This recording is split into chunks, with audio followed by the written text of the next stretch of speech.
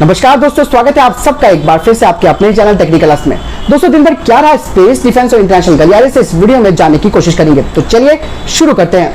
दोस्तों, अगर सबसे पहले डिफेंस अपडेट की बात करते हैं तो वो आ रही है night blind infantry combat vehicles को लेकर। भारतीय सेना ने लद्दाख सेक्टर में भारत और चीन के बीच बड़े सैन्य तनाव के समय अपने मैकेनाइज्ड इन्फेंट्री फ्लीट में एक महत्वपूर्ण गैप को भरने के लिए, जिसमें कि खास करके रात में लड़ने वाली क्षमता के साथ अपने पैदल सेना के लड़ाकू वाहनों यानी कि आईसीवी को अपग्रेड करने की मांग की है। 4 सितंबर को सेना ने लगभग 35 साल पुराने अपने BMP 2x2 के आईसीवी के लिए प्रोटोटाइप को विकसित करने और उन्नत एमुनेशन खरीद के लिए भारतीय विक्रेताओं के साथ एक्सप्रेशन ऑफ इंटरेस्ट यानी कि EOI को आमंत्रित किया था। इस एक्सप्रेशन ऑफ इंटरेस्ट में कहा गया है कि हमारी सीमाओं के किनारे का इलाका बड़े पैमाने पर मैकेनाइज्ड ऑपरेशन के लिए बेहद जरूरी है और हमारे दुश्मन के खिलाफ हमारी क्षमताओं को बढ़ाना बेहद जरूरी है। सेना ने अपने आईसीवीज को लद्दाख सेक्टर में टैंक और तोपखाने के टुकड़ों के साथ तैनात किया है, जहां 2 परमाणु शक्तियां 4 महीने से अधिक समय सीमा से एक दूसरे के सामने खड़ी हैं। भारत के वर्तमान आईसीवीज पर आर्मामेंट साइटिंग सिस्टम है और ये इमेज इंटेंसिफाइड टेक्नोलॉजी पर बेस है, जो कि मॉडर्न डे के वॉरफेयर के हिसाब से फिट नहीं बैठता है। वर्तमान प्रणाली भी आधुनिक फायर कंट्रोल सिस्टम और ऑटोमेटिक टारगेट ट्रैक की भी कमी है, जो कि दिन और रात के दौरान लड़ने के लिए BMP 2x2 की क्षमता को प्रभावित करती है। और ये सभी क्रिटिकल रिक्वायरमेंट भारत के मैकेनाइज्ड इन्फेंट्री के लिए बेहद जरूरी भी है। सेना इस वक्त तीसरी पीढ़ी के थर्मल इमेजर आधारित gunner site, modern thermal imager based commander site, modernised fire control system और ऑटोमेटिक टारगेट ट्रैकर के साथ करीबन 811 आईसीवीज को अपग्रेड करने की योजना बना रही है। विक्रेताओं को 6 हफ्ते में इस एक्सप्रेशन ऑफ इंटरेस्ट का जवाब देने के लिए कहा गया है। अगली खबर की बात करते हैं तो वो India China border face of को लेकर आ रही है। दरअसल आपको बता दें कि दोस्तों, पूर्वी लद्दाख में गलवान घाटी जैसी घटना को अंजाम देने के लिए यानी कि उसको दोहराने के लिए चीनी सैनिक फिर से आगे आ गए थे और ऐसे में हमारे जांबाजों ने उनकी इस कोशिश को नाकाम कर दिया। रेजंगला के उत्तर में स्थित मुकपुरी में 40 से 50 की संख्या में चीन के सैनिक धारदार हथियारों से लैस होकर भारतीय इलाके में चोटी पर कब्जा करने की कोशिश कर रहे थे, जिस पर जवानों ने हवा में गोली दागकर उन्हें आगाह कर खदेड़ दिया। इस मुद्दे पर चीन ने भी झूठी कहानी करते हुए कहा कि उसके सैनिक बातचीत करने के लिए गए थे और भारत की तरफ से उकसावे वाली कार्रवाई हुई। दोस्तों, ऐसे में जो तस्वीरें आई हैं वो चीन का पर्दाफाश करती हैं। तस्वीरों में दिख रहा है कि 40 से 50 की तादाद में चीनी सैनिक हथियारों से लैस होकर रेजंगला के पास उन चोटियों पर आने की कोशिश कर रहे थे जिन पर भारतीय सैनिक तैनात है। तस्वीरों में साफ दिख रहा है कि चीनी सैनिक धारदार हथियार अपने पास लिए हुए हैं। वे भारतीय सैनिक से महज 200 मीटर की दूरी पर हैं। जून के महीने में गलवान घाटी में जिस तरीके से इन्होंने धोखा दिया था और भारतीय जवानों पर धारदार हथियारों और कील से लगे डंडों से हमला किया था, वैसे ही धोखे को दोहराने के लिए वो पूरी तैयारी के साथ आए थे। लेकिन इस बार खुली छूट मिली है हमारी सेना को और भारतीय सैनिकों ने न सिर्फ हवा में फायर करके चीन को आगाह किया बल्कि उनको खदेड़ दिया। 45 साल के बाद LAC पर गोली चली। चीनी सैनिक रणनीतिक तौर पर अहम भारतीय चोटी पर कब्जा करने की फिराक में थे। दोस्तों, जैसे कि आप सभी को मालूम है कि भारतीय सेना को खुली छूट दे रखी है, लोकल कमांडर को पूरी छूट दे रखी है कि अगर स्थिति बातचीत से नहीं बनती है तो हथियार का इस्तेमाल आप कर सकते हैं। और यही हुआ और जिसको लेकर चीन ने पहले तो सिंपैथी गेन करने की कोशिश करी कि भारतीय सैनिकों ने ही गोली चलाई, लेकिन बात कुछ और थी, क्योंकि सबसे पहले ये जो सैनिक थे ये करीबन धारदार हथियारों को लेकर भारतीय सैनिकों के पास गए थे। अब तस्वीरें आप खुद देख सकते हैं, क्योंकि तस्वीरें साफ तौर पर दिखा रही हैं कि कितनी तादाद में ये लोग आए थे और किस तरीके का इनका व्यवहार भारतीय सैनिकों के साथ था।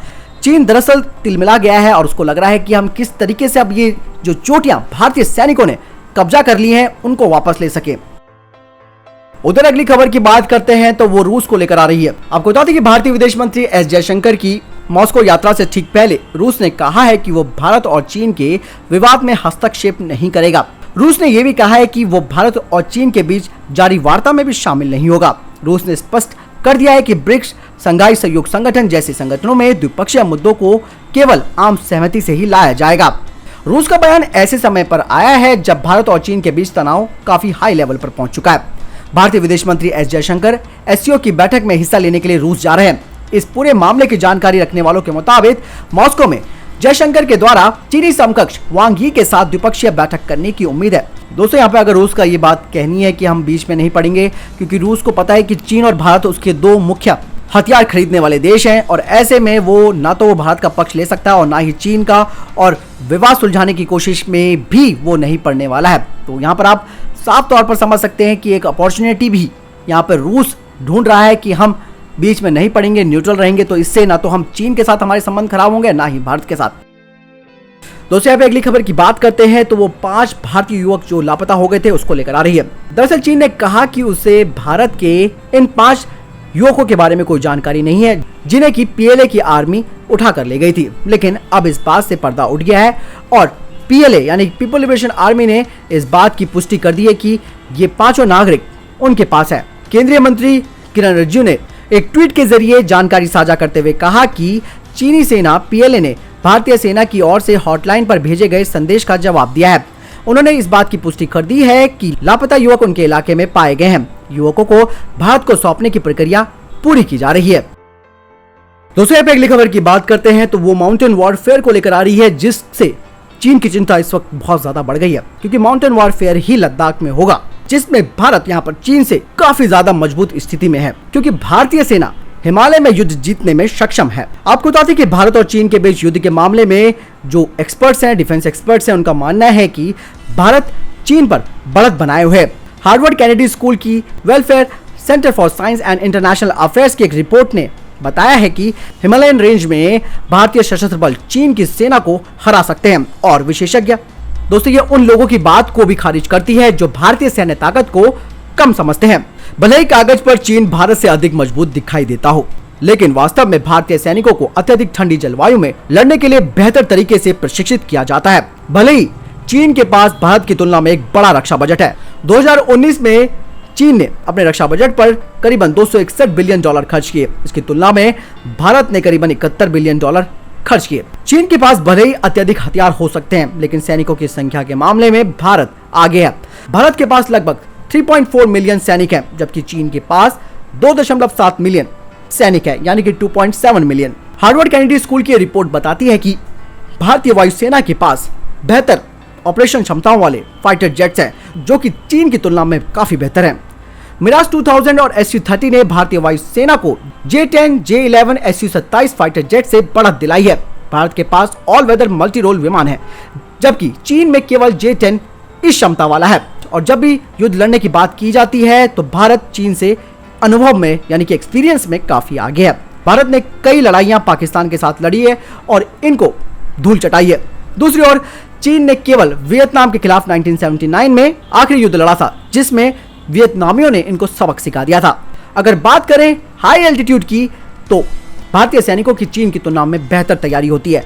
भारत के पास कई विमान हैं जो कि हाई एल्टीट्यूड पर उड़ान भरने में सक्षम है, जबकि चीनी पायलटों को सीमित आपूर्ति और ईंधन के साथ तिब्बत में अपने एयरबेस से कठिन मौसम की स्थिति के कारण उड़ान भरना पड़ता है। दूसरी ओर मौसम की अनुकूल परिस्थितियों के साथ भारतीय आपूर्ति ठिकाने LAC के पास है। भारत और चीन दोनों ही परमाणु शक्ति संपन्न देश है। स्थिति और बिगड़ने की स्थिति में अमेरिका भारत की मदद कर सकता है। दूसरी ओर चीन के कई देशों के साथ कई मोर्चों पर विवाद चल रहा है। ऐसे में दोस्तों अगर वार होता है तो माउंटेन वॉरफेयर में भारत चीन को धूल चटा देगा। और ये सारे फैक्ट्स इन बातों को कहते हैं, और खास करके ये रिपोर्ट इंटरनेशनल रिपोर्ट है, ये कोई इंडियन मीडिया नहीं बता रहा है जिस पे लोग यकीन नहीं करते हैं, लेकिन हार्वर्ड की ये रिपोर्ट है जो कि सोच समझकर प्रेजेंट की गई है। आपको क्या लगता है कमेंट सेक्शन में दोस्तों जरूर लिखकर बताएं। अगली खबर की बात करते हैं तो वो अमेरिका, भारत और इजराइल को लेकर आ रही है। भारत, अमेरिका, इजराइल विकास वाले क्षेत्रों और अगली पीढ़ी की उभरती हुई टेक्नोलॉजी में आपसी सहयोग पर काम करना शुरू कर रहे हैं। रिपोर्ट के मुताबिक आपको बता दें कि तीनों देश 5G कम्युनिकेशन नेटवर्क पर मिलकर काम कर रहे हैं। रिपोर्ट में कहा गया है कि तीनों देश एक पारदर्शी, खुले, विश्वसनीय और सुरक्षित 5G संचार नेटवर्क पर काम कर रहे हैं। प्रधानमंत्री नरेंद्र मोदी की 3 साल पहले जुलाई 2017 में इजराइल की यात्रा के दौरान लोगों के संपर्क पर सहमति बनी थी। विकास वाले और टेक्नोलॉजी क्षेत्र में त्रिपक्षीय पहल इसी का हिस्सा है। अमेरिकी एजेंसी के बॉनी गिलिक ने कहा कि 5G में आपसी सहयोग तो बड़े कदमों की दिशा में सिर्फ पहला कदम है। यानी कि दोस्तों चीन के 5G को टक्कर देने के लिए अब भारत, इजराइल और अमेरिका मिलकर इस टेक्नोलॉजी पर काम कर रहे हैं। दोस्तों यहाँ पे अगर अगले डिफेंस अपडेट की बात करते हैं तो राफेल और जागुआर के लिए अंबाला एयरबेस की खास सुरक्षा को लेकर आ रही है। हरियाणा के गृह मंत्री अनिल विज ने कहा कि राफेल और जागुआर लड़ाकू विमान देश की शान है। इनकी सुरक्षित उड़ान सुनिश्चित करने के लिए अंबाला एयरबेस के आसपास सुरक्षा के कदम उठाए जाएंगे। अंबाला एयरबेस के आसपास पतंग और कबूतरबाजी पर प्रतिबंध लगा होगा। मीट की बिक्री पर भी रोक लगाई जाएगी और पक्षियों के लिए दाना डालने पर भी रोक लगाई जाएगी। इसके साथ ही सॉलिड वेस्ट मैनेजमेंट भी बनाया जाएगा। बता दें कि अंबाला एयरबेस के आसपास पक्षी राफेल और जागुआर सहित अन्य लड़ाकू विमानों की उड़ान के लिए एक बड़ा खतरा बने हुए हैं। एयरबेस के आसपास के क्षेत्र में काफी पक्षी उड़ते रहते हैं और इस कारण कई बार विमान हादसे भी हो चुके हैं। इसको देखते हुए राफेल सहित लड़ाकू विमानों को पक्षियों से सुरक्षित रखने के लिए वायुसेना के एयर मार्शल मनविंदर सिंह ने पिछले दिनों हरियाणा सरकार को पत्र लिखा था। उन्होंने अंबाला में वायुसेना के निर्धारित क्षेत्र में कबूतरबाजी के साथ साथ पतंगबाजी को लड़ाकू विमानों के लिए खतरा बताया था। इस मामले को गंभीरता से लेते हुए गृह मंत्री अनिल विज ने अंबाला जिला प्रशासन के अधिकारियों के साथ बैठक कर उन्हें निर्देश दे दिए हैं। अगली खबर की बात करते हैं तो वो गगनयान को लेकर आ रही है। दोस्तों, रूसी अनुसंधान और विकास उद्यम वेज़दा ने भारतीय अंतरिक्ष यात्रियों के लिए अंतरिक्ष सूट का निर्माण शुरू कर दिया है, जो अंतरिक्ष में मानव को भेजने के भारत के प्रथम अभियान गगनयान का हिस्सा हो सकते हैं। ग्लेव कॉस्मोस ने कहा कि रूस में प्रशिक्षण प्राप्त कर रहे भारतीय अंतरिक्ष यात्रियों के लिए व्यक्तिगत उड़ान उपकरण का निर्माण शुरू कर दिया गया है। साथ ही उन्होंने कहा कि रूस में प्रशिक्षण प्राप्त कर रहे अंतरिक्ष यात्री वेज़दा आएंगे और अंतरिक्ष सूट के लिए उनका नाप लिया जाएगा। इस वीडियो के लिए इतना ही। मिलता हूं नए वीडियो के साथ। दोस्तों, अगर वीडियो के संबंध में कोई प्रश्न जवाब या आपका कोई सवाल है, आप जरूर मुझे कमेंट सेक्शन में लिखकर पूछ सकते हैं। इस वीडियो के लिए इतना ही। मिलता हूं नए वीडियो के साथ। तब तक के लिए जय हिंद, जय भारत।